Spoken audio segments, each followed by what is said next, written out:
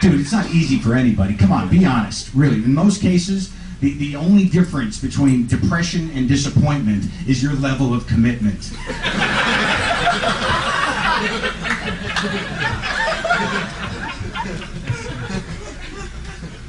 People are like, I just want to be happy. You can't. That's not part of it. You want relief from that? You can't, because happiness. What is happiness really? Happiness is something you had like a minute ago. You know what I mean? It's like when you're like, I always notice I was happy when it goes away. Then I'm like, what the fuck? I was just happy. Did you see me? I was happy. How'd that look? Now, why did it go away? You started talking to me. Do you understand?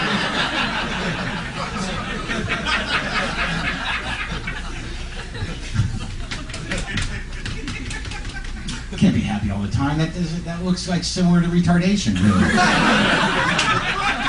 Only without the frustration of not being able to have sex. You know what I mean? It doesn't look... it's not something you want to aspire to. And retardation, retarded, I like the word retarded.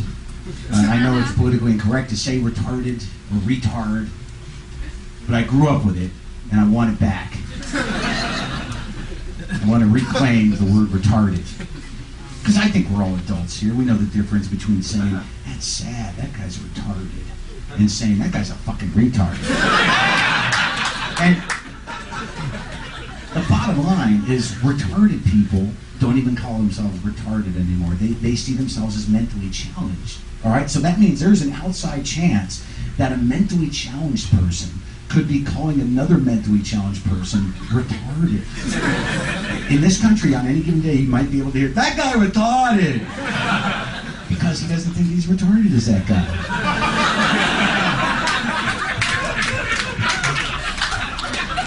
It's sort of like the middle class not thinking they're poor.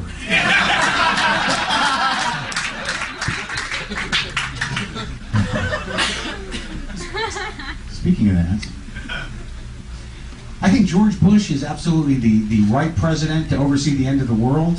I think he'll do it quickly, efficiently, and with a clarity and resolve that makes me uncomfortable. Because he is this weird mixture of born-again Christian and stupid that some people mistake for courage and focus. But I don't really think that's what's going on. And it's interesting, people are not so quick to laugh at that, even though it's very funny, because it's a little creepy to them for some reason to even address politics in a forum that should be limited to bohemian thought. Excuse me, Mark, we'd rather have smart people talk about nothing.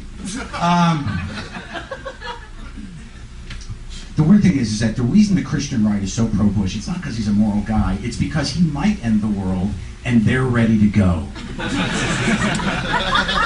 It's in the book. He's the guy, he's going to take us home. All right, he's got the war started, the floods in New Orleans, he's proven his fucking batting average. And don't look, the floods in New Orleans, the reaction to that was not incompetence. That was an experiment. You understand? They were experimenting with using nature to strip mine people. All right. All right, that might be dicey, Jeff. We don't have to keep that one in. These are the ones that are coming.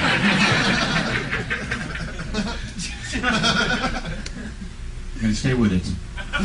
I'm not anti-Christian. I'm anti-Christian whack jobs. I really have a hard time with whack jobs. I am very happy that they weren't able to teach creationism in biology class in Pennsylvania because they're trying to retard the youth of this country with their religious hocus pocus. You understand? And if you argue with a creationist or a Christian whack job, they will make you behave exactly as they see you to be, a fucking angry, psychotic liberal.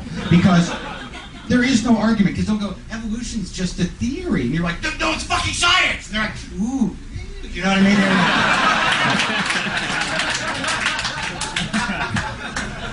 But it's always the same argument. Like, it's just a theory. It doesn't explain everything, which means that there must be some intelligent designer.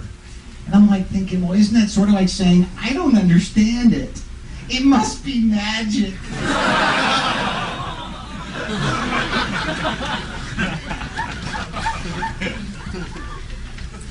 And I don't want to mock the myths that define some of you. If you're going with the Christ, get through it.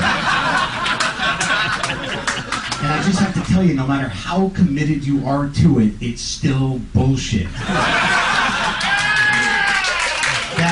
And the weird thing is that as I'm saying this, if you believe it, you can't even take in what I'm saying because your brain has been fucked by Jesus. Whether it was when you were a kid and you were abused by Jesus' fucking parents, or as an adult you choose to go ahead and continue that into your life. Truly, religion is what it is. I choose to not believe in God. I choose to go through life full of fear, dread, and panic because I think that's honest. You know what I mean? If you don't have the courage to wake up every day and go, oh fuck, what's gonna happen now? What kind of person are you? Where's the creativity? Yeah, this is gonna fly in the Comedy Central Presents. I can feel that.